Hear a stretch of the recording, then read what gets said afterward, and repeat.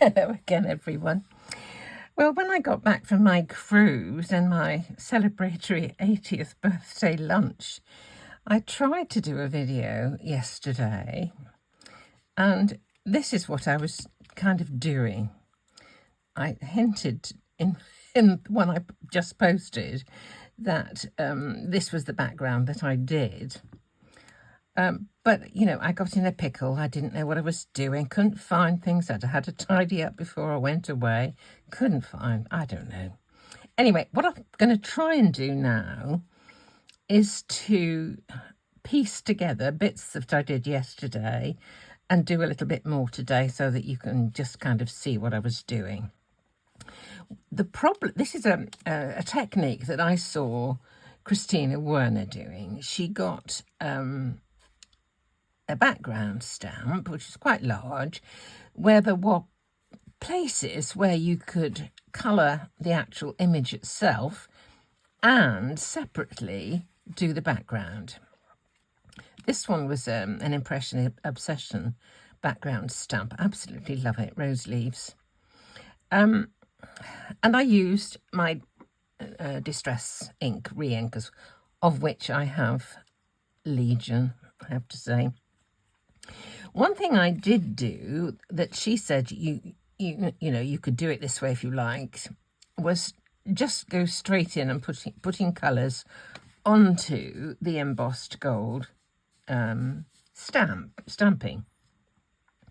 But when I came to put the background on, it showed up that there were bits of white in the leaves themselves. What she did in her actual video was to go over the whole lot with one of the colours that she was using. But with this one, I'm not quite sure how that would work because I've got some kind of lightish bits of orange. Yeah, I used ripe persimmon and stuff like that. But I want to make sure this time that all the white is covered. I think it wouldn't matter if some of the orange went onto the background because I've covered that with a darker green. This side, down here, this side, I used this really deep colour, which is Forest Moss. This one, Forest Moss. This one is Peeled Paint. It's got a bit more life to it. I think it looks very nice on there, and I just used the neat, as you can see here, the neat Forest Moss for the lid of the box. This is a Gummiapan die.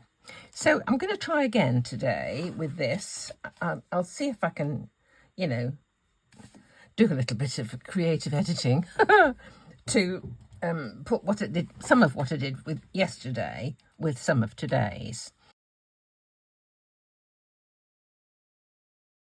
The method I want to use is one that I saw Christina Werner use, which is where she used some watercolour paper, embossed a stamp in gold, and coloured it with some Distress ink, Reinkers. Well, I have got heaps of them. I've got, you know, a box full. I'll just show you this.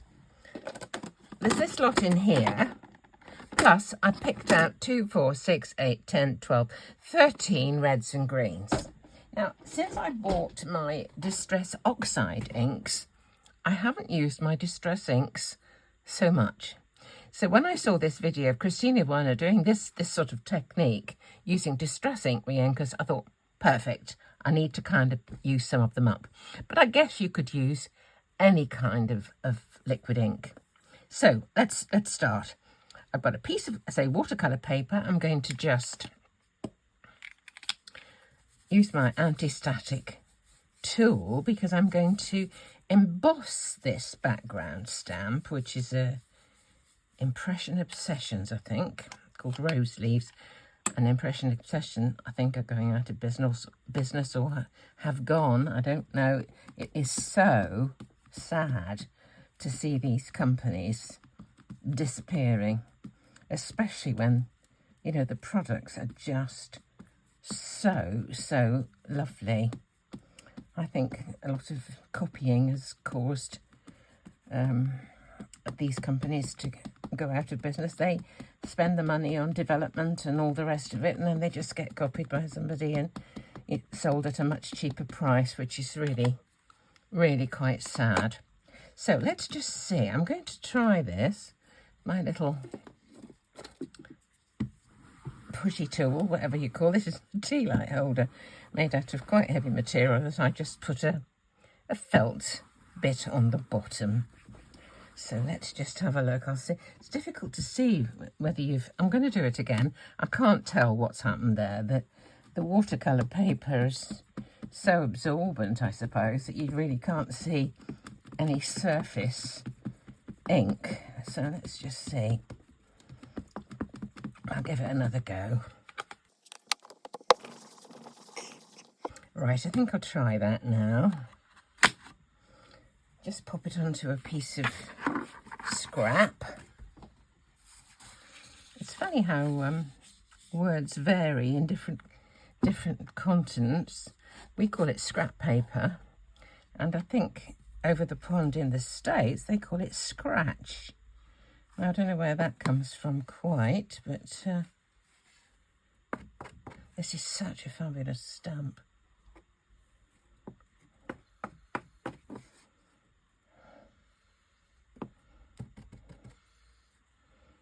Isn't that gorgeous? Give it a little shimmy. I just love that. Isn't that beautiful? Okay, we'll pop the powder back into the pot and then I'll heat set it. I've now just finished the magical process of melting that embossing powder with my heat tool. So in this little silicone palette-y thing, I just put a few drops of various distress inks. So anyhow, this brush will do. Drop of water. Now what I'm going to do is use some of these and try and make sure that I completely cover the leaf. If it goes over the edge, I'm not going to bother. It'll be fine. So let's have a bit of this. But I want to make sure that whatever leaves I'm doing, all the white is covered. I don't care if they're, you know, green and red or red and red or whatever. I just want to make sure that there's no white showing. The thing that took the time before was going around in between, in the background, because that is, it's actually easier than it looks. It's still time consuming, but the embossed edges of the leaves repel the colour a little so that it, you know, it pushes back. So I'll just carry on. Let's have a different colour. What was this one? Well, this was the fired brick, I think. Doesn't look dissimilar, does it really? Not to worry. I just want to make sure there's no white left showing. I didn't think I might go over the whole lot, but I just thought it might distort the oranges a bit much. Okay, let's put some green on.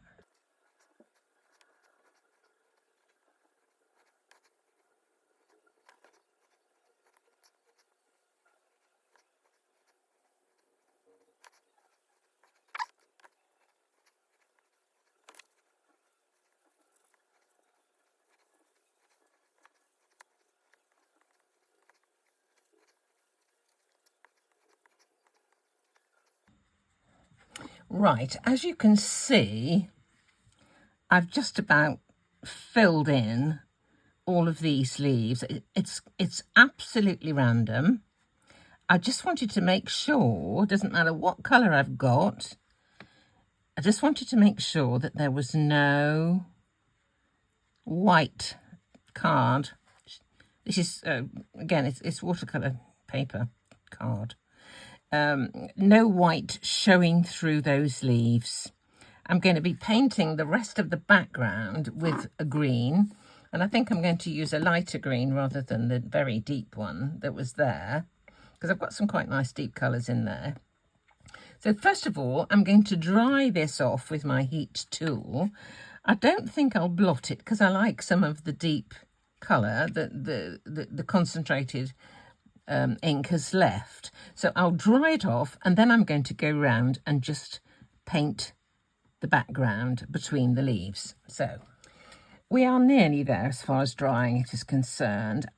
What I did differently this time was not spray with water. I did this and sprayed the watercolour paper with water so that I would get a little bit of diffusing of the colours. But this time I thought I'd try and keep them a little stronger. So what I'm going to start doing now, and I will start and then stop the video and come back. But what I'm going to do is to just fill in the background. And then, as I said, the background does take a while to do. So just going round like this, and the embossing does repel the ink. Got rather too much water there. Let me just pop a drop more ink in. That one is peeled paint. Just put a drop too much water. I want a fairly dark colour. Is that the one? Is that peeled paint? Perhaps it is. And I'll see. So I'm going to go round here like this and just fill in the background, and hopefully there will be no white showing anywhere. There, you see, I can go over that line and the embossed line just pings through because it repels the ink. So I'll just carry on and do this all the way round, and then I will come back. One thing I did want to say, if you are drying it with a heat tool, keep it moving. What you don't want is to remelt the embossing of the leaves, in this case, whatever you happen to be doing. You see, I can go over that bit there and it pops through. So absolutely no problem. So, you know, you don't have to spend forever, but this will take me a time. So I'll come back when I've done it. Right, as you can see, I'm just about nearly finished, but you can see that you don't need to take a lot of trouble. You can just go like this, go over, it doesn't matter if you go over the leaves. The fact that it's, you know, a colour that's going to complement what's in the leaves already. But you see, you can just go like this. It's as simple as that. But what I'm trying to do is to make sure that there is actually no white showing through, and if you see any, just kind of go over it. The embossing will resist the ink, and I just want to make sure there's no white. There's green already in the leaf, so this green will you know, enhance that. And the fact there's bits of red underneath just adds to it. You know, it's a bit more interest, isn't it? So you can just, you know, kind of do this.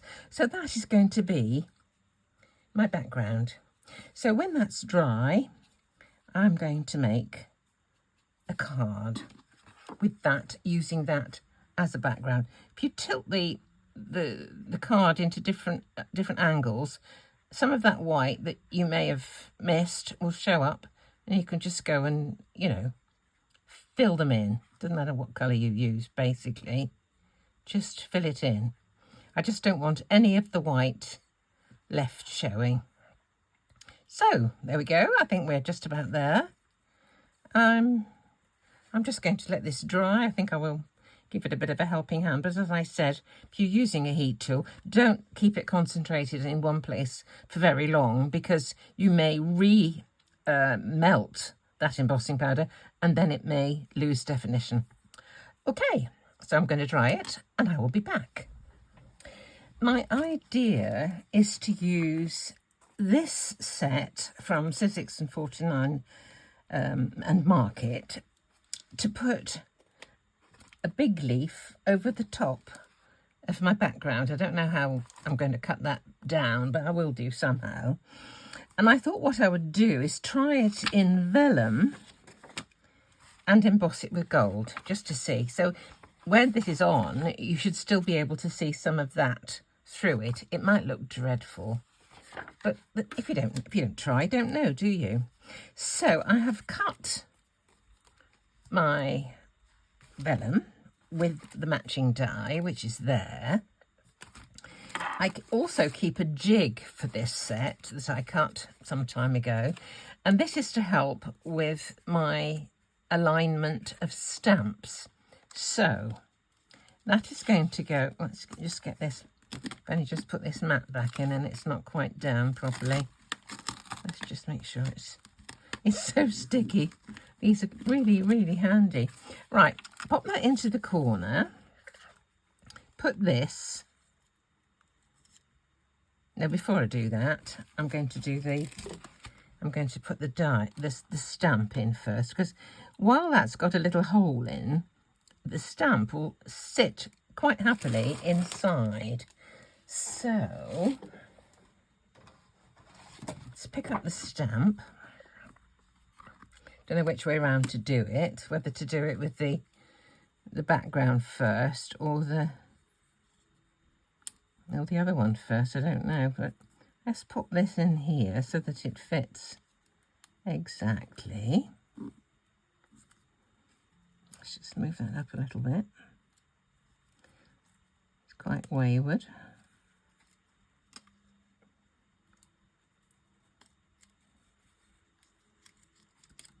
Okay,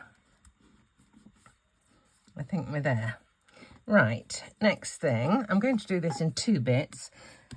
I think I probably should have done this one second, but we will see. I wanted this to sit on top of the other one. Perhaps I will do the other one first. Yeah, let me do the other one first. Where is it? Here it is.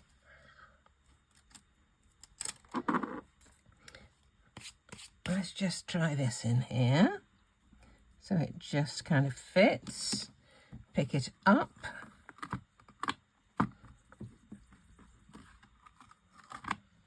Doesn't want to be picked up.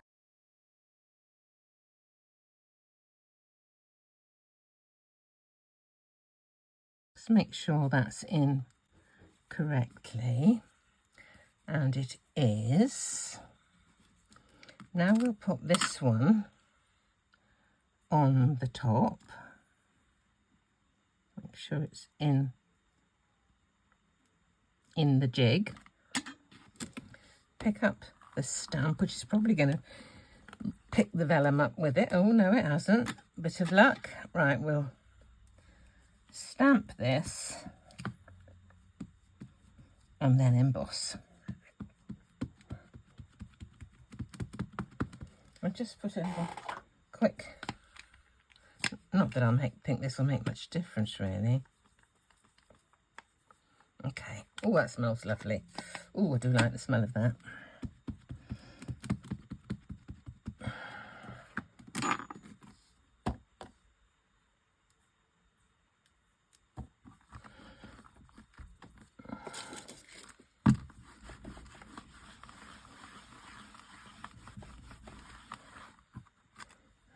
There we go.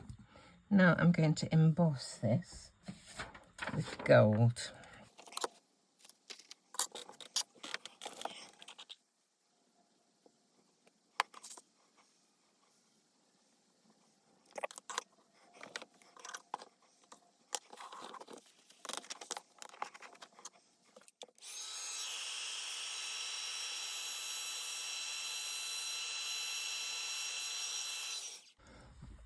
I am wondering whether that's going to be too dense for the background. Let's just take a look. Here's my background. I think that's a bit much. Let's try it with just the filigree part of the leaves. I'll try that instead.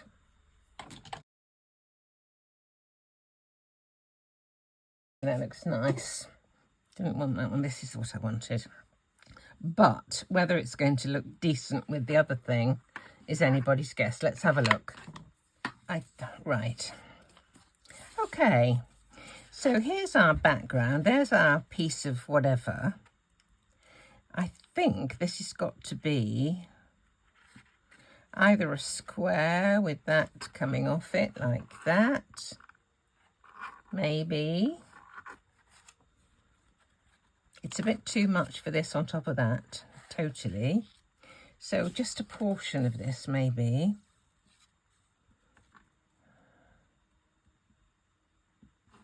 Is there a bit that will flow down from, I wonder? Perhaps there.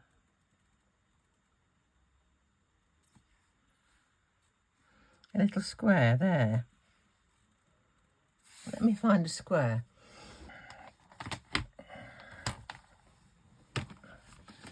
How big a piece do we want?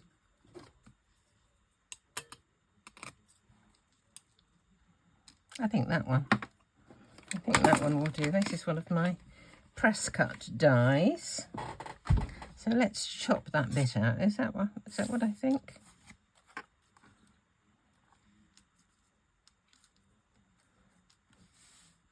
I've got a card base here.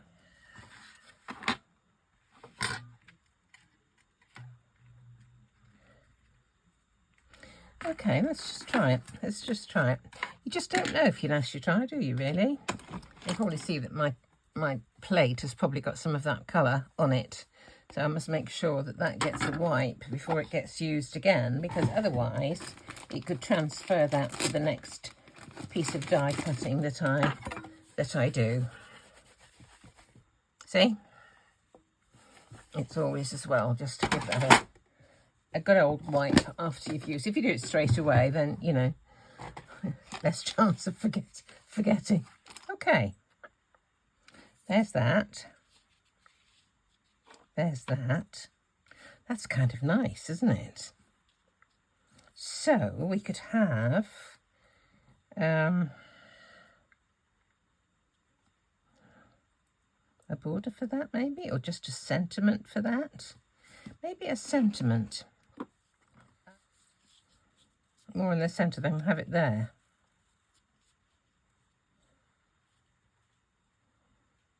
No, on the third.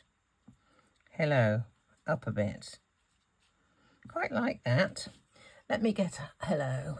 There's the hello that I was thinking of. I think that's just about the right size. So, I think I'll cut this from...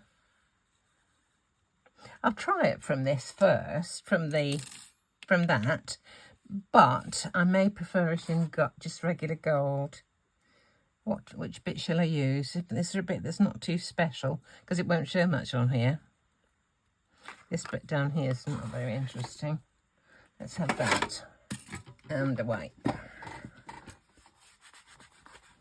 Yeah. When it's totally dry, it shouldn't transfer, but it's still on the damp side now.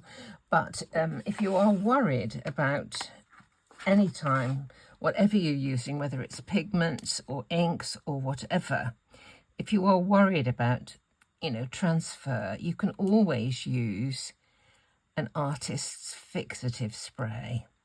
If all else fails, you can always use hairspray, but it's kind of not as good. That's rather nice, isn't it? I think that's going to be it. Now, the next problem being, how do we attach the vellum? I think what I'm going to do is some berry art behind the stems, and I think I'm going to do some just behind the edges so that it doesn't show when it's stuck. So this can go flat onto the card base. So I'll do that with my tape runner.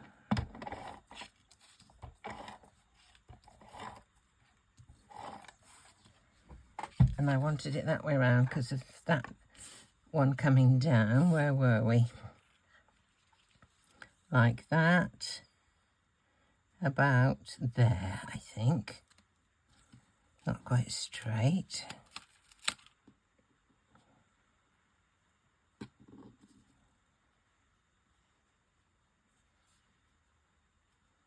There we go. That's fine. Now I'll put some glue around the, in fact, just behind the embossing, so it won't show.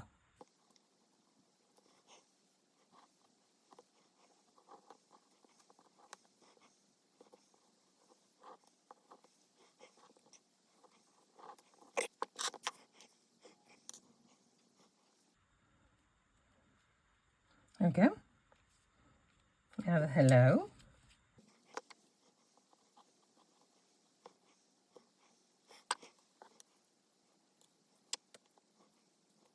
There we go. I think that's quite sweet. I think I'm going to put some little gold dibby-dobs. Let's use these this size, I think. I'm going to put them on first and colour them gold afterwards. So I think it just needs a few little bits and pieces.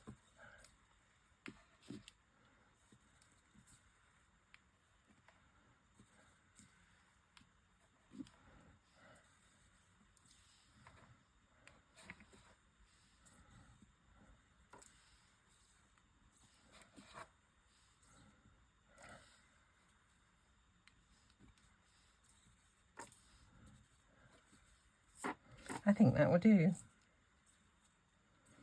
I'll colour them gold. I use the medium one for this because it's got, this is a Spectrum Noir gold marker pen. There are lots of different makes.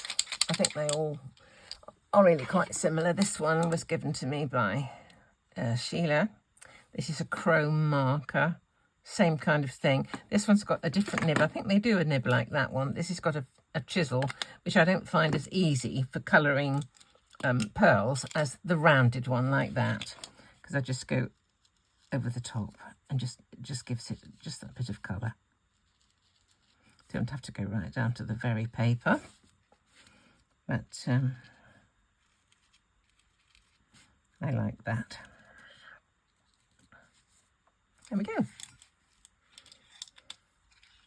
So there's an interesting background. I'm grateful to Christina.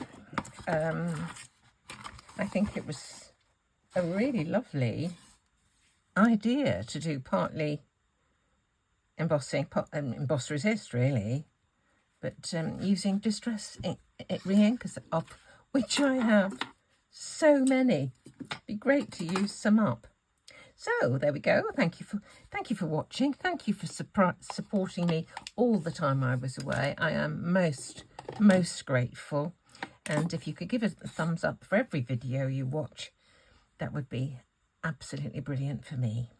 So hope you like it, and do come back and see me very soon.